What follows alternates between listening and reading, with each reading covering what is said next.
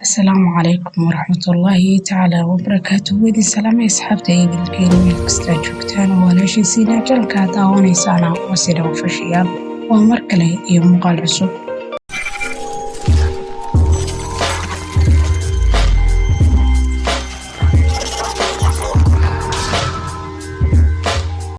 qisadii jacayleed xanaha ahayd waxa ay inoo maraysay ramla oo ku tiraahday Cumar adaaba war ii hayee aan ku soo waco. Kadib markii ay Ramlo wacday Cumar maxaa dhacay?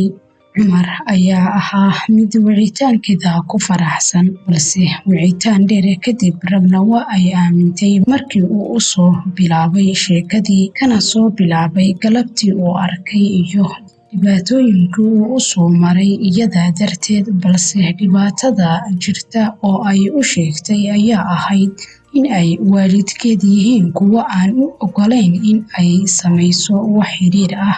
Balse Ramla ayaa u ballan qaaday in aanay meel cidla ah uga tegi doonin jacaylkiisa inta ay naftu ku jirto. Sidaas waxaa ku bilowmay jacaylkii Cumar iyo Ramla. Waxa ayna axdi ku wada dhigteen in ay nolosha wadaagaan oo dhib iyo dheefba wada qaybsadaan. Mar haddii waalidka Ramla ayna u ogolayn in ay xiriir jacayl samayso, Cumarna yahay arday hadeer dhammayn raba dugsiga sare. Balse waxaa isweydiin mudan sidee ayuu axdigaasi ku fili doonaa. Inta badan Ramla iyo Cumar waxa ay waqtigooda ku wada qaadan jireen in ay ku wada sheekaystaan baraha bulshada, weliba waqtiyo badan iyagoo isdhaafsan jiray dhambaalo jacayl oo midba midka kale u dirayo. Wixii lahaa sababa oo ay Ramlo ka qariso waalidkeed xiriirkeeda iyada oo ka baqaysa in ay u diidaan wiilka ay ifka ka dooratay iyadana ay ku qanacsan tahay. Balse waxaa isweydiin mudan xiriirkii la qarin jiray maxaa ku dhacay, seese lagu ogaaday. Maalin maalmaha ka mid ah Ramlo inta badan ma aysan ahayn qof ku soo daahda goobteeda shaqada iyo magaalada.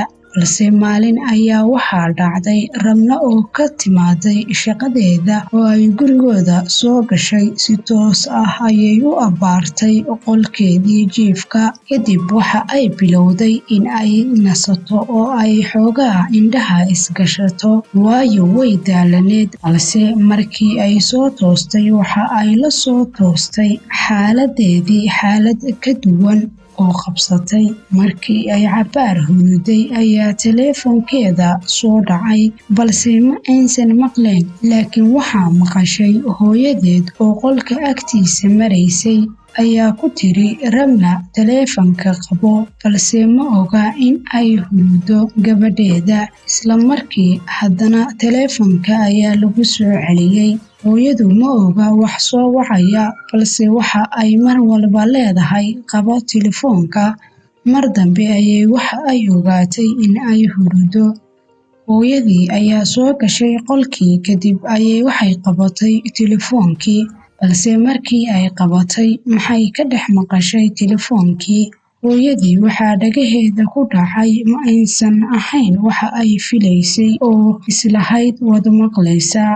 Maxay maqashay maxayse ugu jawaabtay? Durba markii ay dhagta saartay waxaa laga hor keenay